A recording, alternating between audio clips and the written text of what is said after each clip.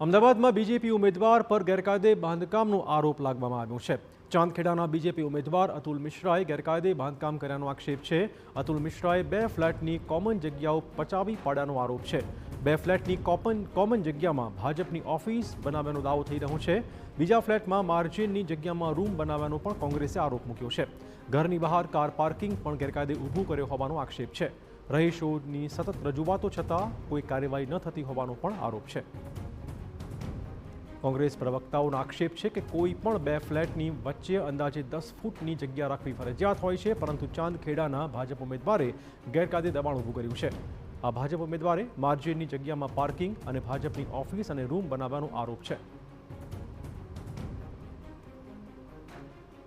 મારી પાછળનું જે બાંધકામ છે એ ગેરકાયદેસર બાંધકામ છે, જે 2 સોસાયટી વચ્ચેની કોમન જગ્યા આવે એમાં બનાવેલું છે।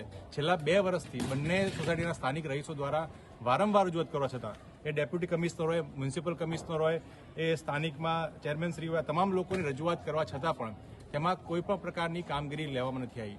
અને આ જ પ્રકારની કામગીરીને કારણે અત્યારે હાલમાં અમદાવાદ શહેરમાં જે ગેરકાયદેસર બાંધકામનો રાફડો ફાટ્યો, જેમાં ભાજપના મળતિયાઓ હોય છે, એ અત્યારે સાબિત થયું છે। સમગ્ર મામલે કોંગ્રેસનો દાવો છે કે સતત 2 વર્ષથી ફ્લેટના રહીશો દબાણ વિશે રજૂઆતો કરી રહ્યા છે, પરંતુ ઉકેલ આવતો જ નથી। ત્યારે શું દબાણના નિયમ માત્ર સામાન્ય પ્રજા માટે છે કે કેમ, તેવો ચોક્કસ સવાલ છે। દબાણ વિશે સઘન તપાસ માટે કોંગ્રેસે માંગણી પણ કરી છે।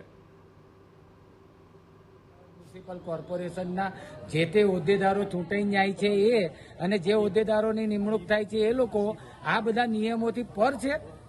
કોર્પોરેશનના નિયમો ફક્ત ગરીબ માણસો ઉપર જ લાગુ પડે, એના ઘરે જ બુલડોઝર ફેરે, એનું જ ઘર તૂટી જાય, એ જ દુશ્મન, એ જ ગુનેગાર। આ લોકો કોઈ ગુનેગાર નહીં। અને આની સામે બિલકુલ મુક્ત પ્રેક્ષક થઈને સરકારની અંદર કચકચાઈને લોકો મત નાખે છે કે તમે નખાવો છો, ખબર નથી કઈ ગેરરીતિઓ કરો છો અને તમે ચૂંટાઈને જાઓ છો, એટલે આટલી જો ઉકમી કરો